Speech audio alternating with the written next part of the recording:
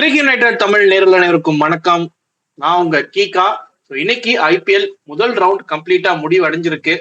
LSD versus DC ஒரு low scoring match தான் இன்னைக்கு நம்ம பார்த்தோம். அதை பத்தி தான் இன்னைக்கு டிஸ்கஸ் பண்ண போறோம். வணக்கம் போல 3 நாள் கழிச்சு அண்ணன் திரும்ப வந்திருக்காரு. வணக்கம் ப்ரோ. வணக்கம் வணக்கம் வணக்கம் வணக்கம். ஸோ இன்னைக்கு பாத்துட்டீங்கன்னா அப்படின்னா இன்னைக்கு ஒரு மான்கோவ் ஃபைட்டு வெனஸ்டே. ஆக்சுவலா பிசிசிஐ பலையாளி அணி வீக்கெண்ட்ல தான் மஜா மேட்ச் வைப்பேன்னு பார்த்தா இன்னைக்கு புதன்கிழமை சரி கொஞ்சம் போர் அடிக்குமே அப்படின்னு நினைச்சிட்டு இருந்த ரசிகர்களுக்கு எல்லாம் ஒரு செம ட்ரீட்டு. LSD versus DC. ஆக்சுவலா இந்த போட்டியுடைய சில சுவாரஸ்யமான விஷயங்கள் என்ன அப்படின்னு பாத்துட்டீங்கன்னா, ஆல்ரெடி அவங்களுக்கும் நமக்கும் வாய்க்கா தகராறு இருக்கு. ஓனர் எல்எஸ்டி ஓனர் அண்ட் டிசியோடைய ஸ்டார் பிளேயர் கேஎல் ராகுலுக்கும் நடந்த பஞ்சாயத்து எல்லாத்துக்குமே தெரியும். அதே மாதிரி ரிஷப் பண்ட் டிசில தான் முன்னாடி இருந்தாரு, வேற ஏதோ பிரச்சனைகள் காரணமா தான் இங்க வந்தாரு அப்படிங்கிற மாதிரி சொல்லப்பட்டுச்சு. அதே மாதிரி இன்னொரு குட்டி ரைவல்ரி இருக்கு, அது வந்து இன்னைக்கு பார்க்க முடியாம போச்சு. அவரும் உள்ள வரல இன்னைக்கு. அந்த ஒரு rivalry 2 Delhi boys Nitish Rana and Digvesh Rathi 2 பேத்துக்கு நடுவில் ஒரு ரைவல்ரி இருந்துச்சு. பட் அதுவே இன்னைக்கு நம்ம பார்க்க முடியாம போச்சு. அதுல ஒரு ஸ்ட்ராட்டஜிக்கலான பாயிண்ட் அந்த இடத்துல மிஸ் பண்ணிட்டாங்க அப்படிங்கறது எல்லாத்தையுமே பத்தி இந்த மேட்ச்ல டிஸ்கஸ் பண்ண போறோம். ஃபர்ஸ்ட் ஸ்ட்ரைட்அவே பிளேயிங் 11 தான் எனக்கு கொஞ்சம் கன்ஃபியூசிங்கா இருந்துச்சு. டிசி வந்து நம்ம முன்னாடியே பேசின மாதிரி தான் ஸ்டார்க் இல்ல. ஸோ அதனால வந்துட்டு ஸ்டார்க்கு பதிலாக லுங்கிங்கிடி வந்துட்டாரு. இன்னைக்கு பிரமாதமா போல்ட் பண்ணாரு. அதே மாதிரி ஆகிப் நபியை எல்லாரும் எக்ஸ்பெக்ட் பண்ணிட்டு இருந்தோம். நடராஜனை உள்ள கொண்டு வந்தாங்க. பட் அதுவுமே ஒரு சூப்பரான மூவ் தான். அவருமே 3 விக்கெட் மாதிரி எக்ஸ்பெக்ட் பண்ணது மிச்சல் ஸ்டார்க்கையும் ஆகிப் நபியும். பட் அவங்களுக்கு ரீப்ளேஸ்மெண்ட் அவங்க 2 பிளேயர்ஸ் தான் 6 விக்கெட்ஸ் இன்னைக்கு அழுனாங்க. ஸோ அதுக்கப்புறம் டாப் ஆர்டர்ல பத்தும் நிஷங்கா ஆஸ் எக்ஸ்பெக்டட். அங்க நிறைய ஓப்பனர்ஸ் இருந்தாங்க. பட் பத்தும் நிஷங்கா உள்ள வந்தாரு. அதே மாதிரி இந்த சைடு எல்எஸ்டில எடுத்து பார்த்துட்டீங்க அப்படின்னா, நான் ஃபர்ஸ்ட் ஒரே கேள்வி, அந்த கேள்வியில இருந்து உங்கள்கிட்ட ஸ்டார்ட் பண்றேன். எதுக்கு 4 ஃபாஸ்ட் பவுலர்ஸ்? ஓகே, நீங்க எல்லாம் யங்ஸ்டர்ஸ், இந்தியன் யங்ஸ்டர்ஸ் எல்லாம் எடுத்து வச்சிருக்கீங்கன்னு தெரியும். நீங்க எதுக்கு 4 ஃபாஸ்ட் பவுலர்ஸ்? ஸ்பின் போடுறதுக்கு அங்க ஆளே இல்ல. நான் அந்த இன்னொரு பாயிண்ட் இருக்கு, நான் அது பின்னாடி நான் வரேன். சரி, அப்படி ஃபாஸ்ட் பவுலர்ஸ்க்கு 4 ஃபாஸ்ட் பவுலருக்கு சான்ஸ் தரணும்னு முடிவு பண்ணிட்டீங்க, அப்புறம் ஏன் சின்னவன் பேரை பத்திரிகையில போடல அப்படிங்கிறது என்னுடைய முதல் கேள்வி. ட்ரேடிங் பண்ணி எடுத்தீங்க, நீ என்ன சின்னவன் பேரு நேரா போயிட்ட? பிரைம் பவுலர் ஆவேஷ் கானே உள்ள கொண்டு வரல, ஏதோ சின்னவருக்கு நீ போற. நீ இல்ல, நான் ஏன் முடியும் ரைட்டு, அது ஓகே. நான் ஒரே ஒரு கேள்வி, ஆவேஷ் கானி எல்எஸ்ஜிக்கு போன வருஷம் கூட ஓரளவு நல்லா பண்ண ஆள். ஒரு எவ்வளவு பெருசா ஒரு அரௌண்ட் ஒரு 5 விக்கெட் கிட்ட என்னவோ எடுத்தாருல, நல்லா போட்டாரு. அவரு இருக்கிற ஹைட்டுக்கு இவங்க போட்டது ஃபுல்லாமே பவுன்ஸ் மட்டும்தான். ஆவேஷ் கானால அது ஓரளவு பண்ண முடியும். இன்னொன்னு வேரியேஷன்ஸ் இருக்குது. அவரு ஆமா கரெக்டா போன எல்எஸ்சி ஒரு மேட்ச் டிஃபெண்ட் பண்ணி கொடுப்பார் லாஸ்ட் ஒரு RR அகேன்ஸ்டா. அதுல வந்து நம்ம பார்த்த ஆவேஷ் கானே டிஃப்ரெண்டான ஆவேஷ் கான் வேரியேஷன்ஸ் எல்லாம் போட்டாருன்னு.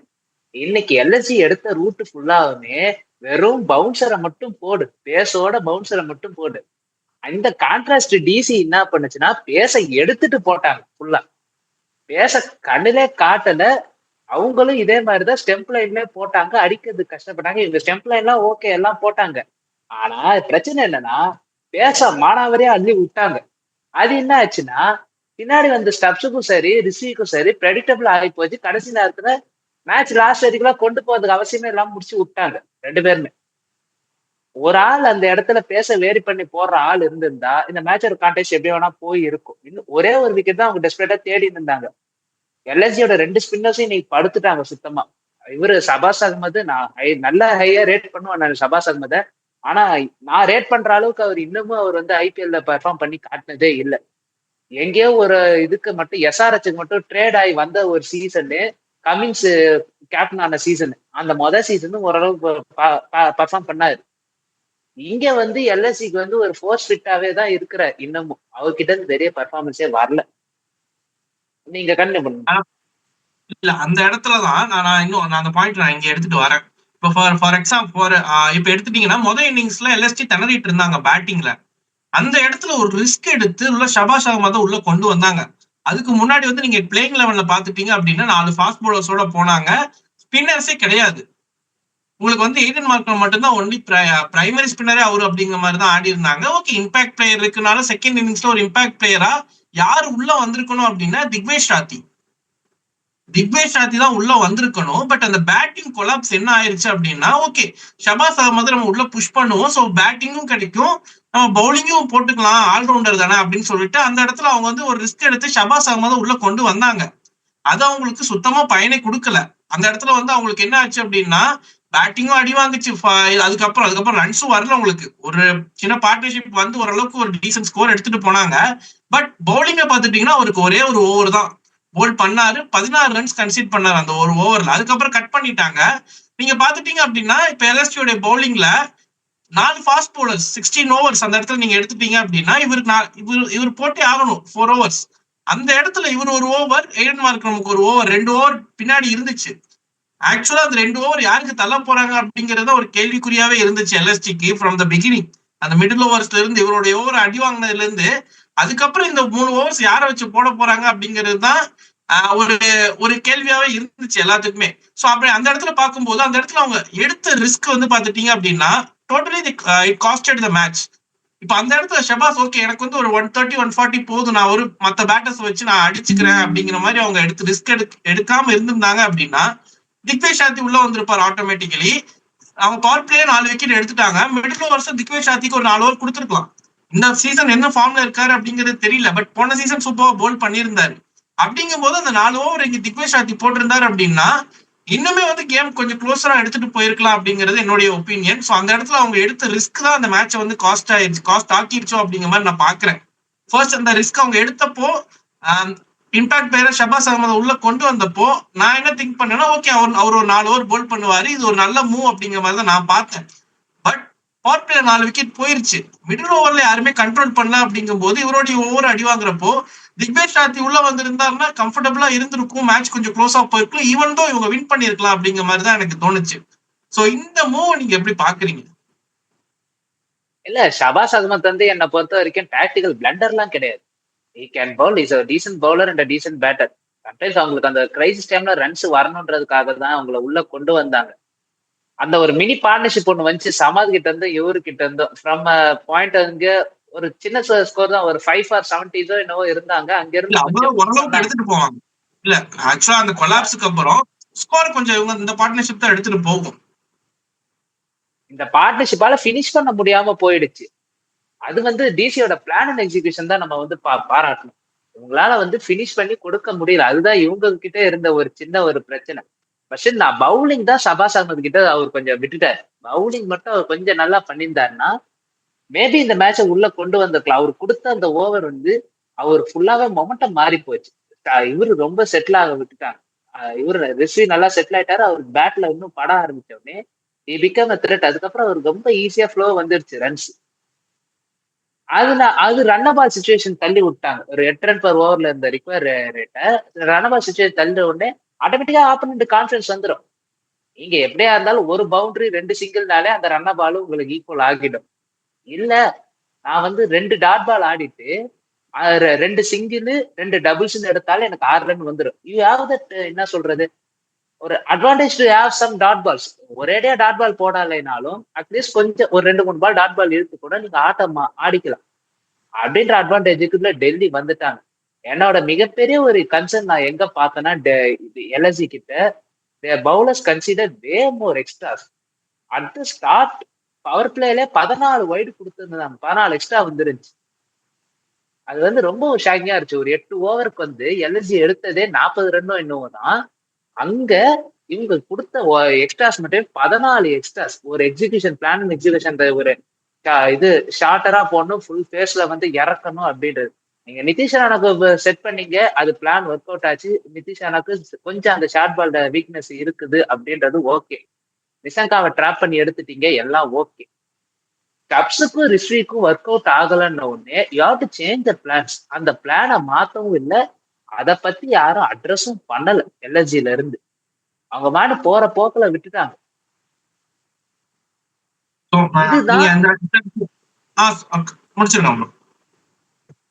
இங்கதான் அவங்க மாட்டிக்கினாங்க. ஒரு சரியான ஒரு ப்ராப்பரான பிளானிங் இல்ல, எக்ஸிகியூஷன் இல்ல டிசி சாரி எல்எஸ்ஜி கிட்ட இருந்து. As a captain Rishabh Pant கொஞ்சம் அவர் அட்ரஸ் பண்ணி இருக்கணும். நீ வந்து ஷார்ட்டரா போட்டு உனக்கு விக்கெட்ஸ் வரல, ரன்ஸ் ஒரு ஷார்ட் உங்க சமீர் பிஸ் அடிப்பாரு, அது ரொம்ப ஷார்ட்டா நாக்கியா பால், அங்கேயே இவங்க சுதாரிச்சிருக்கு விட்டுட்டா. அதுதான் மேட்ச் இவங்க கையில இருந்து கடைசி ஓவர் வரைக்குமா இந்த மேட்சை கொண்டு போயிருக்க வேண்டிய மேட்சை இவங்க வந்து 18வது ஓவர்ல முடிக்க வச்சது காரணம் அதுதான். ஆல்சோ நீங்க அந்த பார்ட்னர்ஷிப் சொல்லியிருந்தீங்க, கிறிஸ்டியன் ஸ்டாப்ஸ் அண்ட் சமீர் ரிஸ்வியோடைய பார்ட்னர்ஷிப். அதுக்கு முன்னாடி கொத்தா விக்கெட்ஸ் விட்டுட்டே இருந்தாங்க. அந்த பவர் பிளேல என்ன பண்றதுனே தெரியல. பால் நல்லா மூவ்மெண்ட் இருந்துச்சு. ஃபர்ஸ்ட் ஷமி வந்து உள்ள ஃபர்ஸ்ட் பால் கேஎல் ராகுலுக்கு போடுவாரு, ஸ்ட்ரெயிட்டா ஃபீல்டருக்கு ஒரு நல்ல ஒரு இன்சைட் அவுட் ஒன்று அடிப்பாரு, ஒரு கவர் டிரைவ் மாதிரி அடிப்பாரு, ஒரு இன்சைட் அவுட் கவர்ஸ்ல அடிப்பாரு, ஸ்ட்ரெயிட்டா கைக்கே போய் விழுகும்.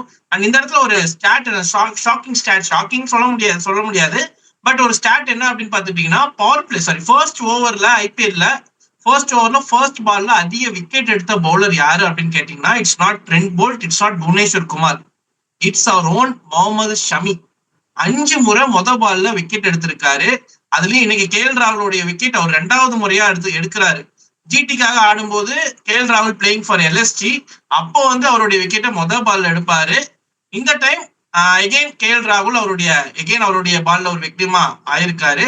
சோ அதுக்கப்புறம் ஷமியுமே வந்து சூப்பரா போல் பண்ணாரு. ஷமியோடைய 4 ஓவர்ஸ் அப்படியே முன்னாடியே கம்ப்ளீட் பண்ணிட்டாங்க, தேவைப்பட்டுச்சு. ஆனால் அதுக்கப்புறம் போல் பண்ண பிரின்ஸ் யாதவா இருக்கட்டும், பிரின்ஸ் யாதவ் ஒரு எக்ஸ்ட்ராடினரி ஸ்பெல். இந்த வருஷத்துக்கு ஒரு நல்ல பிகினிங் அவருக்கு. ஒரே ஓவர்ல அந்த 2 விக்கெட் அப்படிங்கறத கேமே சேஞ்ச் பண்ணுச்சு. ஆண்ட்ரி கிளார்க்கே கொஞ்சம் ஃபிளாப்பியா இருந்தாரு. மத்த 3 பவுலர்ஸுமே சூப்பரா போல் பண்ணாங்க. பட் அந்த இடத்துல வந்து மொமெண்டம் பார்த்துட்டீங்கன்னா எல்எஸ்டிக்கு ஷிஃப்ட் ஆன, எல்எஸ்டி சைடு தான் ஷிஃப்ட் ஆச்சு. பட் அந்த இடத்துல இருந்து ஏன் மேட்ச் கைவிட்டு போச்சு அப்படின்னா, நீங்க வந்து இது கேமரால கவனிச்சீங்கன்னா தெரியும், ஹேமந்த் பதானி அக்ஷர் பட்டேல் விக்கெட் போன உடனே எந்திரிச்சு போவாரு. தமிழ் கமெண்ட்ரிஸ்ல கூட அந்த ஒரு மூவ் வந்து நல்லா பாராட்டுவாங்க ஹேமந்த் பதானியோடது. மேல போயிட்டு அடுத்து பேட்டிங் பண்ண ரெடியா இருந்த மில்லர் உட்கார வச்சுட்டு ஸ்டப்ஸ் நீ போப்பா அப்படின்னு சொல்லி அனுப்பிச்சு விடுவாங்க.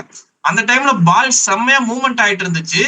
ஸோ அந்த ஒரு அடுத்த ஒரு 2-3 ஓவர்ஸ் வந்து அவங்க அந்த பால் மூவ்மெண்ட்டை வந்து அப்படியே பார்த்து ஆடிட்டு, அதுக்கு அடுத்த ஓவர்ல ஒரு 3 ரன்ஸ் தான், 3 ரன்ஸ் தான் வரும். அதுக்கு அடுத்த ஓவர்ல ஒரு 7 ரன்ஸ் தான் வரும். அதுக்கப்புறமும் ஒரு ஓவர்ல ஒரு 8 ரன் என்னமோ தான் அடிப்பாங்க. அதுக்கப்புறம் தான் நாட்கியாவுடைய ஒரு 13 ரன் ஓவர் ஒன்று வரும். அதுக்கப்புறம் மாஷின் கான் ஒரு எக்ஸ்ட்ராடினரி ஓவர் போடுவாரு. அதுக்கப்புறம் இவர ஷபாஸ் அகமது உள்ள வந்தோன்னா ஒரு 16 ரன் ஓவர் ஒன்று வரும். ஸோ இந்த 2 ஓவர் ஆண்ட்ரி நாட்கியாவுடைய 13 ரன் ஓவரும் ஷபாஸ் அகமதுடைய 16 ரன் ஓவர் தான் இந்த மேட்சையும் சேஞ்ச் பண்ணி விட்டுச்சு. ஸோ இந்த இடத்துல கிறிஸ்டியன் ஸ்டப்ஸை ஹேமந்த் பதானி இறக்குனது அப்படிங்கிறது ஒரு நல்ல move instead of David Miller. அந்த இடத்துல அவர் போயிட்டு அந்த ஸ்விங் ஓகே பார்த்து ஆடு, நீ கொஞ்சம் ஒரு ஆங்கர் இன்னிங்ஸ் மாதிரி ஆடு, அதுக்கப்புறம் we have Vipraj Nigam, David Miller to come அப்படிங்கும் போது கொஞ்சம் நீங்க கடைசியில் ரன்ஸ் அதிகமா இருந்தா கூட இவங்களை வச்சு பேட்டிங் ஆடிக்கலாம். ஏன்னா அந்த மூவ்மெண்ட் வந்து பால்ல போயிடும். ஒரு 10 ஓவர்ஸ் நீங்க தாண்டிட்டீங்க அப்படின்னா பெரிய மூவ்மெண்ட் இருக்காது. அந்த சாஃப்ட் பால் கொஞ்சம் போல்ட் ஆச்சு அப்படின்னா உங்களுக்கு அந்த மூவ்மெண்ட் இருக்காது. இவங்க வந்து பெருசா இந்த ஸ்லோவர் பால்ஸ் எல்லாம் போடுறது இல்லை. நீங்க பார்த்து நீங்க முன்னாடி மென்ஷன் பண்ண மாதிரி தான் ஹிட்டிங் த டெக்கு, இந்த மாதிரியான பால்ஸ் அவுட் ஸ்விங் நிறைய கொஞ்சம் கம்ஃபர்டபுளா அவங்கள வச்சிருந்துச்சு. கொஞ்சம் அதனால இந்த ஹிட்டிங் த டெக் அந்த மாதிரியான பால்ஸ் தான் போல் பண்ணிட்டு இருந்தாங்க. அப்படிங்கும் போது கொஞ்சம் ஒரு 4-5 ஓவர் தள்ளி ஆடிட்டோம் அப்படின்னா மேனேஜபிள் அப்படிங்கிற மாதிரி தான் பிளான் பண்ணியிருந்தாங்க. ஆனா அது கடைசி வரைக்குமே அவங்களுக்கு விக்கெட்டே எடுக்க முடியாம இவங்களே பினிஷ் பண்ற நிலைமைக்கு வந்துருச்சு. அண்ட் சமீர் ரிஸ்வியோடைய இன்னிங்ஸ் வந்து நல்ல ஒரு பயங்கரமான ஒரு மெச்சூர்ட் இன்னிங்ஸ் நான் பாக்குறேன். ஏன்னா நீங்க ஃபர்ஸ்ட் மேட்ச் சிஎஸ்கேக்கு ஆடும்போது ரஷித் கான முதல் பால்ல 6 அடிப்பாரு.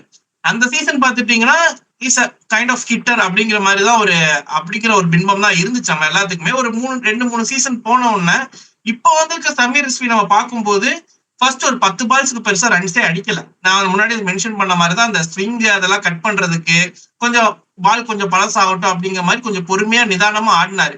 அதுக்கப்புறம் ஒரு ருத்ரதாண்டவம் ஆடினாரு, வந்து எல்லாத்தையும் போட்டு பொலந்து எடுத்தாரு. 70 ரன்ஸ் இந்த இன்னிங்ஸ் முடியும் போது. ஸோ ஒரு வண்டர்ஃபுல் நாக், அந்த ஒரு மெச்சூர்டு நாக் நான் பாக்குறேன். இதுக்கு முன்னாடி வந்து நான் இந்தியன் யங்ஸ்டர்ஸ்ல நான் அந்த மாதிரியான நாக் யார்கிட்ட பார்த்தேன் அப்படின்னா இதுக்கு முன்னாடி திலக் வர்மாட்டு இந்த மாதிரியான ஒரு மெச்சூரிட்டி இருந்துச்சு. அதுக்கப்புறம் இந்த கைண்ட் ஆஃப் மெச்சூரிட்டி அப்படிங்கிறது இந்த இன்னைக்கு சமீர் ரிஸ்விட்ட பாக்குறேன்.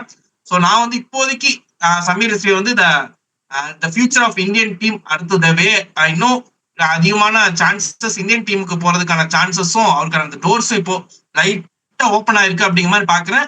அண்ட் இந்த சீசன்ல பெருசா பெர்ஃபார்ம் பண்றதுக்கு மூலியமா இந்தியன் டீமுக்கான கால் வெகு தொலைவில் இல்லை அப்படிங்கிற மாதிரி நான் பாக்குறேன். அண்ட் ஆல்சோ இன்னொரு side Christian Stubbs known for hitting. But அவருமே இன்னைக்கு அந்த கைண்ட் ஆஃப் மெச்சூரிட்டி, அவருக்கு சவுத் ஆப்பிரிக்காவுக்கு நிறைய ஆடி இருக்காரு.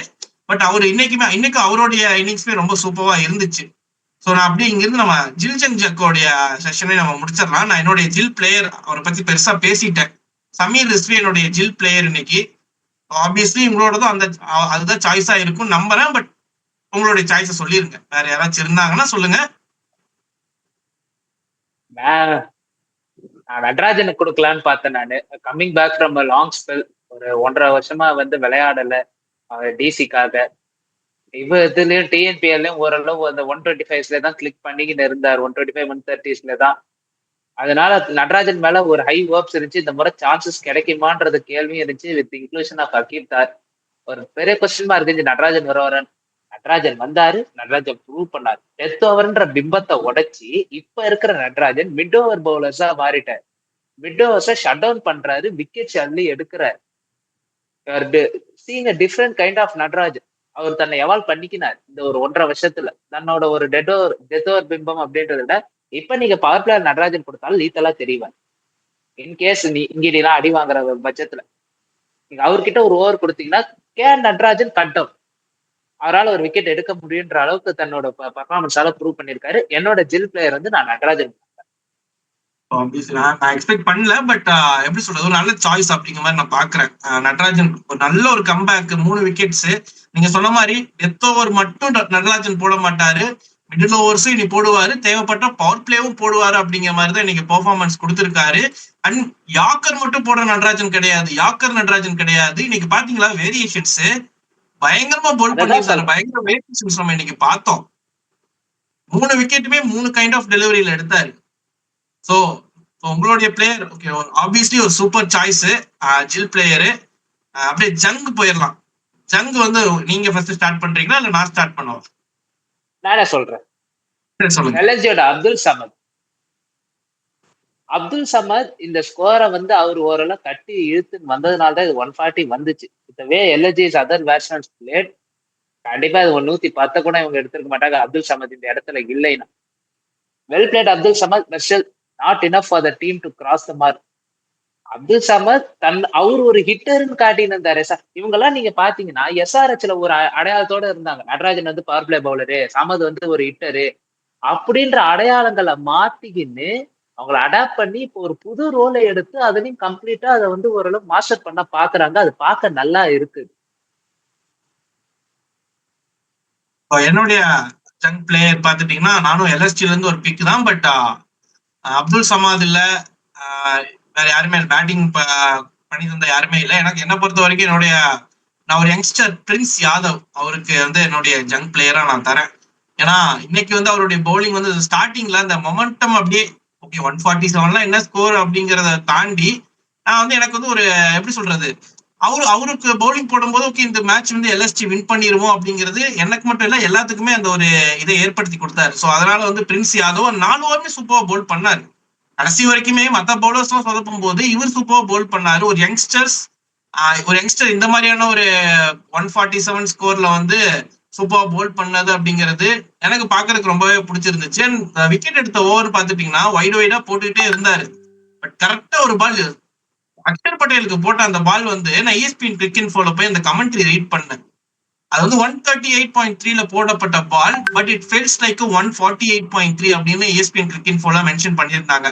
ஸோ அப்படி பார்க்கும்போது அந்த பால் அங்க அவங்க லைவா பார்க்கும்போது எப்படி இருந்துச்சு அப்படிங்கிறது தான் எனக்கும் ஃபீல் ஆச்சு.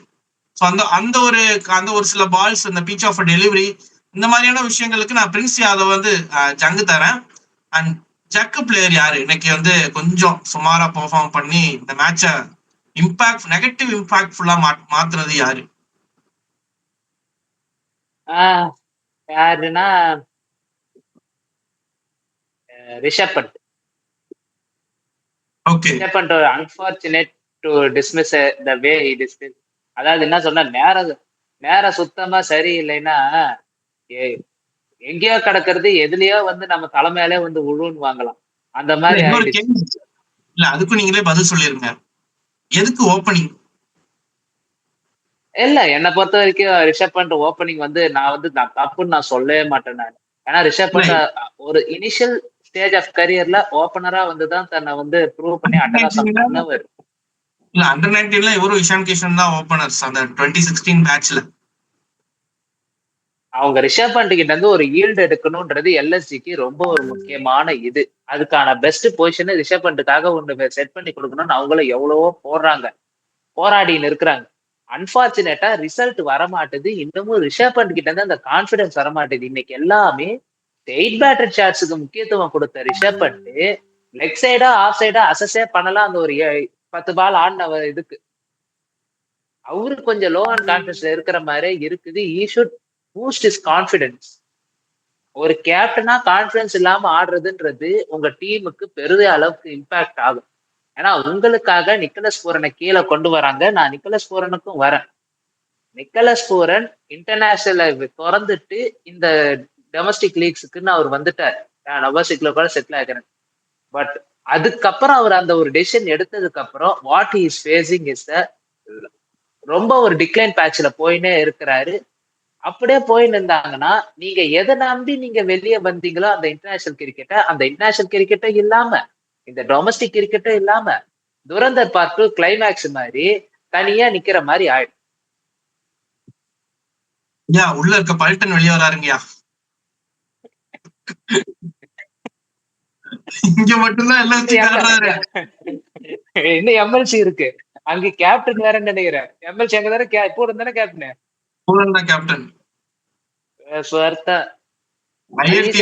ஆனா இன்னைக்கு டிஸ்மிஸ் ஆன விதம் வந்து நான் ஒத்துக்கவே மாட்டேன். நிக்கலஸ் பூரன் டிஸ்மிஸ் ஆன விதம் பெரிய ஒரு டிசப்பாயிண்டிங். இல்ல நீங்க லுங்கிடியை தான் நீங்க பாராட்டியே ஆகணும். அந்த பால்லாம் இட்ஸ் அன்பிளேயபிள். நான் அதுக்கு லுங்கிடியை பத்தி அடுத்து நான் பேச வரேன். நம்ம அதுல பேசுவோம். அதுக்கு முன்னாடி நான் என்னுடைய ஜக்கு பிளேயரை நான் சொல்லிடுறேன். என்னுடைய ஜக்கு பிளேயர் வந்து இன்னைக்கு பாத்தீங்கன்னா நீங்க அவரை சொல்லுங்க.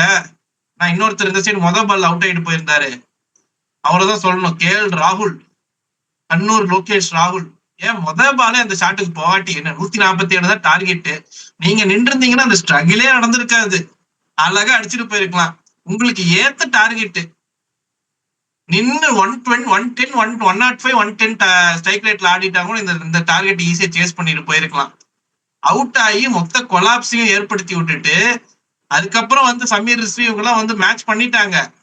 இன்னைக்கு மேட்ச் போயிருந்துச்சுன்னா அடி வாங்குறது கேஎல் ராகுலா தான் இருந்திருக்கும். ஏன்னா அந்த ஷாட் நான் எக்ஸ்பெக்டே பண்ணல. ஃபர்ஸ்ட் பால் நல்லா வெல் அவுட் சைட் ஆஃப்ல போடுறாரு, ஸ்லாட்ல விழுகுது அந்த பால். அடிக்க வேண்டிய பால் தான். யாரா இருந்தாலும் அந்த பால் வந்து உங்களுக்கு அடிக்கணும்னு தான் தோணும். ஆனா ஃபீல்டர் கரெக்டா அங்க செட் பண்ணிருந்தாங்க. அது ட்ராப் அப்படிங்கிறது அவருக்கு எப்படி சொல்றது, அவுட் ஆனதுக்கு அப்புறம் தான் தெரிஞ்சிருக்கும். கரெக்டா ஃபீல்டர் அங்க இருக்காரு, ஒரு இன்சைட் அவுட் ஷாட். நான் அந்த ஷாட்டை பார்த்தோம்னா வாவ் வாட் அ ஷாட் அப்படின்னு பார்த்து கரெக்டா ஃபீல்டர் கையிலேயே போய் விழுகுது. ஆனா ஷமி கிட்ட கொஞ்சம் கேஎல் ராகுல் அந்த என்னவோ அவருக்கு அந்த இது இருக்குது. ஏன்னா அப்பயும் ஜிடி கிட்டே அந்த ஒரு ஷாட் வந்து க்ளூலஸான ஷாட்ல தான் போய் அவுட் ஆவார். அது வந்து ஜிடி எல்எஸ்ஜி 2 பேருமே டெபியூ மேட்ச். அந்த மேட்ச்ல ஒரு மாதிரி க்ளூலஸா இருப்பார். இங்கேயும் ஷமி கிட்ட என்னவோ அவருக்கு வந்து ராகுல் வந்து ஒரு டபுள் மைண்டடாவே போவார். அதுதான் அவர் வந்து இந்த மாதிரி அவர் புல் பேக் பண்ணுது. அது அப்படியே ஜில் ஜங் செஷன் அது முடிஞ்ச உடனே இன்னுமே ஒரு 2-3 பிளேயர் பத்தி பேசணும். நிக்கோலஸ் பூரனை பத்தி சொல்லிட்டீங்க. இன்னைக்கு லுங்கிங்கிடி நீங்க அவருடைய பவுலிங் பாத்தீங்க அப்படின்னா இந்த வேர்ல்ட் கப்ல இருந்து அந்த ஃபார்ம் அப்படியே கேரி ஃபார்வர்ட் பண்ணிட்டு வராரு. இந்த வேர்ல்ட் கப்ல வந்து பாத்தீங்கன்னா சவுத் ஆப்பிரிக்காவுக்கு அந்த லீடிங் பவுலரே லுங்கிங்கிடி தான். நீங்க ரபாடா இவரெல்லாம் ஒரு சைடு ஓரமா எடுத்து வச்சிடணும். ஏன்னா லுங்கிங்கிடி தான் அந்த சவுத் ஆப்பிரிக்காவை நல்லா புஷ் பண்ணி எடுத்துட்டு வந்தாரு. ரபாடாலாம் ஒரு 2-3 மேட்ச் ஆப்கானிஸ்தான் கூட மேட்ச் எல்லாம் அவருனாலதான் அந்த மேட்சே வந்து சூப்பர் ஓவருக்கு போச்சு. அந்த மாதிரியான ஒரு சொதப்பலான ஒரு பவுலிங். பட் லுங்கிங்கிடி ஒரு பவுலிங்ல நிறைய வேரியேஷன்ஸ் ட்ரை பண்ணியிருக்காரு, நிறைய ஒர்க் அவுட் பண்ணியிருக்காரு. நீங்க இந்த 2-3 வருஷம் ஒரு 4 வருஷத்துக்கு முன்னாடி இந்த பொலாட் அடிச்ச லுங்கிங்கிடி எல்லாம் பாத்துட்டீங்க அப்படின்னா ஒன்லி இந்த பேஸ், ஒரு ரா பேஸ் இருக்கும். நல்லா லைன் லென்த்ல போல் பண்ணுவாரு, ஸ்ட்ரகிள் பண்ணுவாங்க. இந்த ஓவர்சீஸ் கண்டிஷன்ஸ் எல்லாம் கண்டிப்பா அவரை பிக் பண்ணி அடிக்கவே முடியாது. பட் இங்க வந்து அடி வாங்கினாரு. பட் இப்ப இருக்க லுங்கிங்கிடி பாத்துட்டீங்கன்னா இந்த வேர்ல்ட் கப்லயும் சரி, இப்ப இந்த மேட்ச்லயும் சரி, நீங்க பாத்துட்டீங்கன்னா நிறைய வேரியேஷன், ஸ்லோவர் ஒன்ஸ், கட்டர்ஸ் பெர்ஃபெக்டா போட்டுட்டு இருந்தாரு. இந்த நிக்கோலஸ் பூரனுக்கு போட்ட அந்த பால் நீங்க சொல்லியிருந்தீங்க, நிக்கோலஸ் பூரன் அது அவுட் ஆனது எனக்கு அது வந்து எப்படி சொல்றது, அது சரியா படல அப்படிங்கிற மாதிரி சொல்லியிருந்தீங்க. பட் நான் வந்து I feel pity for Nicholas Pooran. அந்த மாதிரியான பால் எல்லாம் நீங்க அடிக்கவே முடியாது. பாத்துட்டீங்க அப்படின்னா நல்ல ஒரு ஸ்லோ யாக்கர். அவர் போட்ட 3 விக்கெட்டுமே வந்து பாத்துட்டீங்க அப்படின்னா ஸ்லோவர் ஒன்ஸ் தான் 3 விக்கெட்டுமே எடுத்திருப்பாரு. அதுல 2 கேட்ச். இது வந்து ஒன்னு வந்து அவுட் சைட் ஆஃப்ல போகும், நல்லா ஸ்லோ யாக்கர், கொஞ்சம் வைட் அவுட் சைட் ஆஃப்ல போய் ஒரு ஸ்லைஸ் ஒன்னு பண்ணுவாரு. ஃபீல்டர் ஷார்ட் தேர்ட்ல ஒரு ஷார்ட் தேர்ட்ல இருக்க ஃபீல்டருக்கு ஒரு கேட்ச் ஒன்னு விழுகும். அதுக்கப்புறம் இன்னொரு விக்கெட்டுமே கேட்ச் தான். ஸோ அது மட்டும் தான் ஒரு போல் கரெக்டா ஸ்டம்பை பார்த்து ஒரு ஸ்லோ யாக்கர் ஒன்று வந்து சொருகுவாரு. கொஞ்சம் அந்த பேஸை வந்து ரீட் பண்றது கொஞ்சம் கஷ்டம். அந்த வேர்ல்ட் கப்ஸ்லயே பாத்துட்டீங்கன்னா இந்த பேஸை வந்து நிறைய பேட்டர்ஸ் வந்து ரீட் பண்ணாம ஸ்ட்ரகிள் ஆயிருந்தாங்க. ஸோ அப்படி இந்தியன் பேட்டர்ஸுமே அந்த தோல்வி தோத்த மேட்ச்ல வந்து அவர் சூப்பரா போல் பண்ணியிருந்தாரு லுங்கிங்கிடி.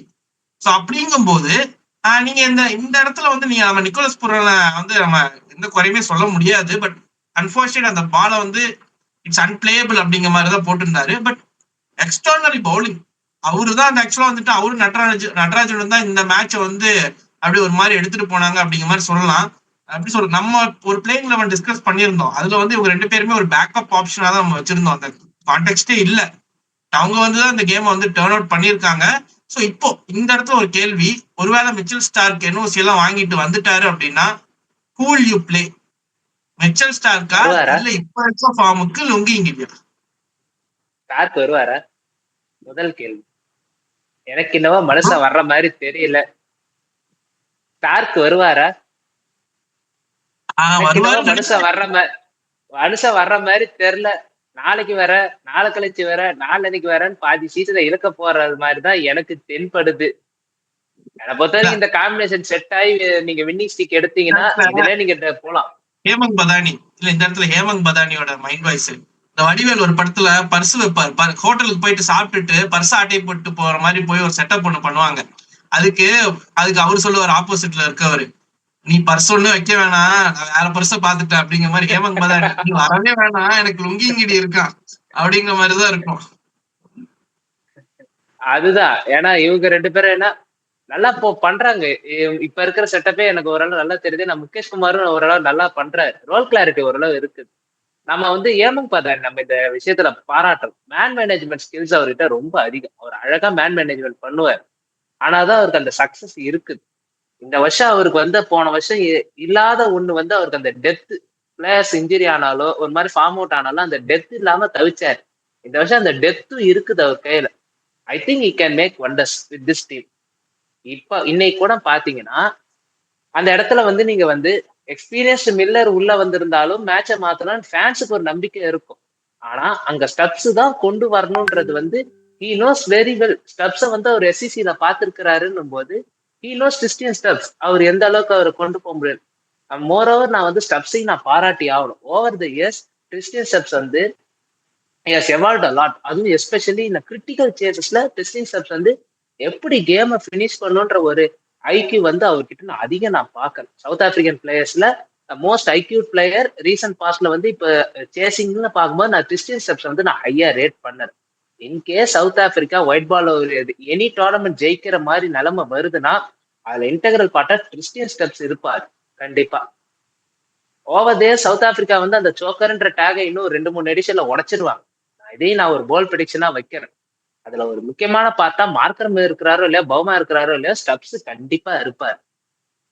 ஐ ரேட் கிறிஸ்டியன் ஸ்டெப்ஸ். எதிர்காலத்தில் கிறிஸ்டியன் ஸ்டெப்ஸ் IPL டீமுக்கு கூட கேப்டன்ஷிப் பண்ற வாய்ப்புகள் இருக்குது. நான் யார் சுத்தி வச்சு பேசி எக்கா காவியாக்கா உனக்கு தான் சொல்றேன், உன் டீமுக்கு தான் ஓவர்சீஸ் கேப்டன் செட் ஆகும். அடுத்த மெகா ஆக்ஷன் வரும்போது நீ எப்படியாவது ஸ்டெப்ஸை உள்ள கொண்டு வந்துங்க, அவ்வளவுதான் உனக்கு சொல்ல முடியும். அந்த டீம் இந்த டீம்னு சொல்றீங்க, கிறிஸ்டியன் ஸ்டெப்ஸ் அறிமுகப்படுத்தின அது நான் வரேன். நானு ஸ்டப்ஸையும் ரிஸ்வியும் ஆடுறத பார்த்துட்டு 2 ஆண்டைகளும் கண்டிப்பா வருத்தப்படுவாங்க. Might be a costly miss one. ஏன்னா அந்த ஒரு மிடில் ஆர்டர் தேவை இருந்திருந்தா ரிஸ்வி பூர்த்தி பண்ணிருப்பாரு. மும்பை இந்தியன்ஸுக்கு பொலாடு போனதுக்கு அப்புறம் அந்த ஒரு லோவர் ஆர்டர் பினிஷிங்ன்றது இல்லாமலே ஆள் இருந்துச்சு. இப்ப ரத்தர்ஃபோர்ட கொண்டு வந்திருக்கிறாங்க. அது இன்னும் எந்த அளவுக்கு போகுதுன்னு தெரியல. ஃபர்ஸ்ட் 2மே ஒரு காஸ்ட்லி மிஸ் தான். அவங்க நினைச்சாலும் திருப்பி கொண்டு வரது கொஞ்சம் கஷ்டம்.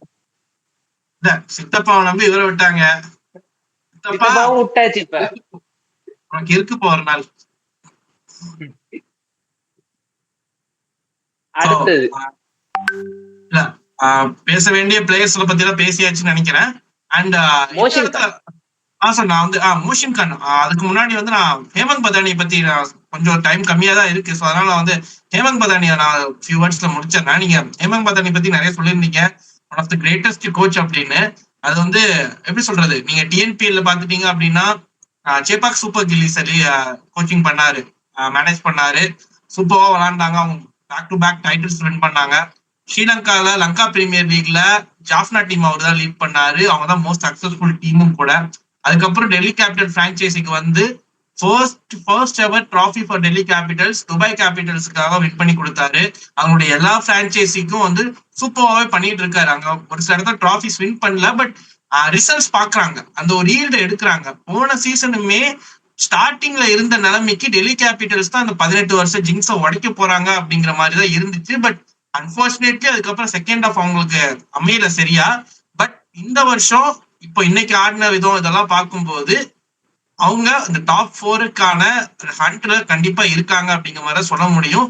Might be second IPL finals or a trophy அவங்களுக்கு ரொம்ப பக்கத்துல இருக்கு. ஹேமந்த் மதானி அந்த மாதிரியான ஒரு கோச், ஒரு லக்கி சாம்னு நீங்க சொல்லலாம். அதே மாதிரி அவங்களுக்கு ஒரு ஸ்மார்ட் கோச் அப்படிங்கிற மாதிரி சொல்லலாம். ஸோ அவருடைய அந்த ஒரு கோச்சிங் ஸ்டின்ட்ல டெல்லி கேபிட்டல்ஸ் இந்த ட்ராஃபி வின் பண்ணாங்க அப்படின்னா ரொம்பவே சூப்பரா இருக்கும் அப்படிங்கிறது என்னுடைய எக்ஸ்பெக்டேஷன். பார்ப்போம் நடக்குதா என்னங்கிறது.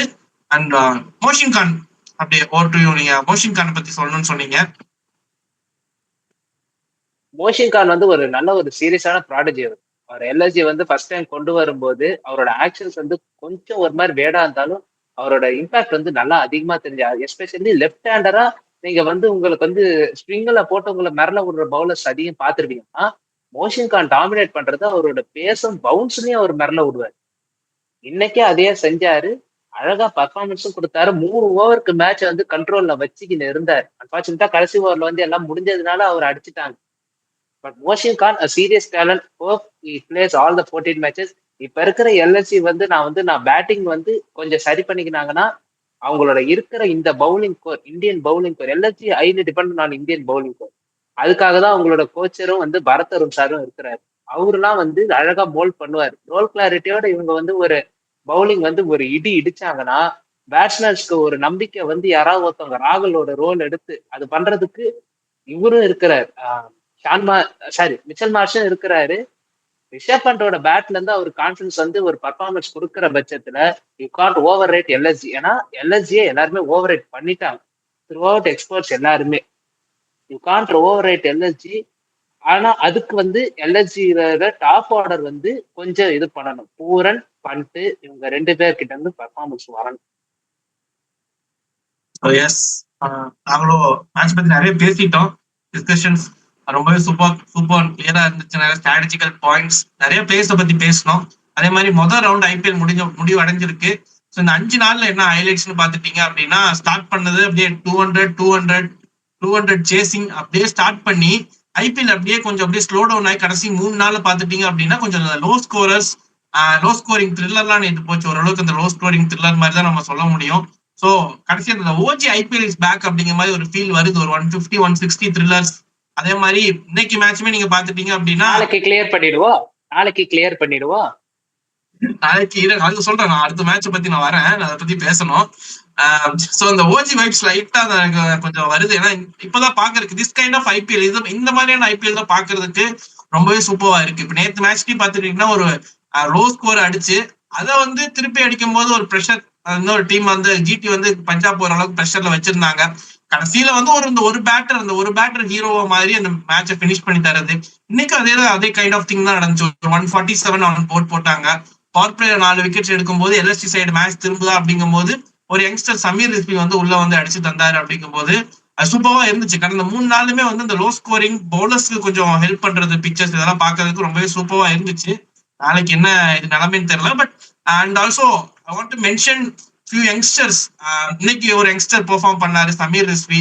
நேற்றுக்கு ஒரு ஆஸ்திரேலியன் யங்ஸ்டர் கூப்பர் கான்லி வந்து ஹீரோவா இருந்தாரு, மேட்சை வின் பண்ணி கொடுத்தாரு. அதுக்கு முன்னாடி நாள் 15-year-old prodigy Vaibhav Suryavanshi CSK போட்டு பிறந்து எடுத்தாரு. அதுக்கு முன்னாடி 2 நாளுமே ஒரு அதுக்கு முன்னாடி ஒருத்தர் வந்து மீச வச்ச யங்ஸ்டர் ஹிட்டான 16 வயசு ரோஹித் சர்மா. அதுதான் அவரு தம்பி, நான் ஜட்டி போட்டுட்டு சிஎட் பேட் எடுத்துட்டு வந்தா நீங்க எல்லாம் காலிப்பா அப்படிங்கிற மாதிரிதான் ஆடினாரு அவரு.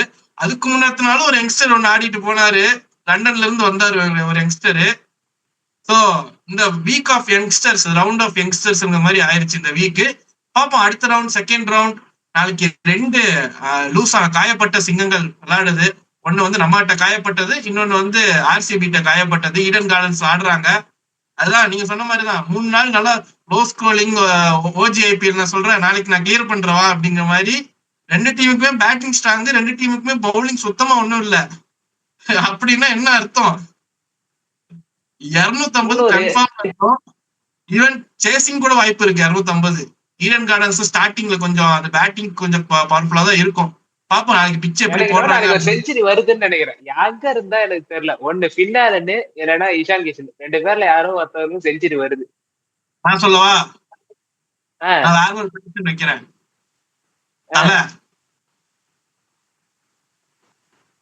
தலையா ஹெட் ரைட். என் தலைவன் அவர் வருவாரு. ரோஹித் சர்மா இன்னிங்ஸ் எல்லாம் பாத்துட்டு வருவாரு. தலைவனை இந்த அடி அடிக்கும் போது அப்புறம் பாடுறான் நானு அப்படிங்கிற மாதிரி வருவாரு. நாளைக்கு ஒரு பெரிய என்டர்டைன்மெண்ட். ஓகே இப்படி இப்போ எல்லாமே லோ ஸ்கோரிங் த்ரில்லரா போனாலும் நல்லா இருக்காது. கொஞ்சம் ஒரு மேட்ச் அப்படி இருக்கட்டும், ஹை ஸ்கோரிங்கா போகட்டும். 3 நாள் பவுலர்ஸ் நல்லா பெர்ஃபார்ம் பண்ணாங்க, நாளைக்கு கொஞ்சம் பேட்டர்ஸ் நல்லா பெர்ஃபார்ம் பண்ணுவாங்க அப்படிங்கிற நம்பிக்கையில இந்த டிஸ்கஷன் உங்களுக்கு ரொம்ப பிடிச்சிருக்கும் அப்படிங்கிறது நம்புறோம். ஒரே ஒரு ட்ரிவியாவோட முடிச்சுக்கிறேன். எல்எஸ்டி இது வரைக்கும் ஆடின 5 ஓப்பனிங் மேட்ச்ல 4 ஓப்பனிங் மேட்ச் தோத்து இருக்கிறாங்க. ஒரே ஒரு மேட்ச் மட்டும் தான் ஜெயிச்சு இருக்கிறாங்க.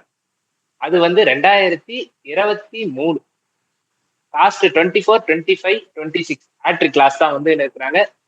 12க்கு ஈக்குவலா நம்ம ஆளு வருவாரான்றது பார்ப்போம். இன்னொரு 10 வருஷம் இருக்கு, இன்னொரு டெக்கேட் இருக்கு, நமக்கெல்லாம் வயசாயிரும் அப்புறம். ஓகே பாப்போம் நம்ம அந்த சாதனையை முறியடிக்கிறாங்களான்ட்டு. நம்மளே 14 வருஷம் கழிச்சு வந்திருக்கோம்.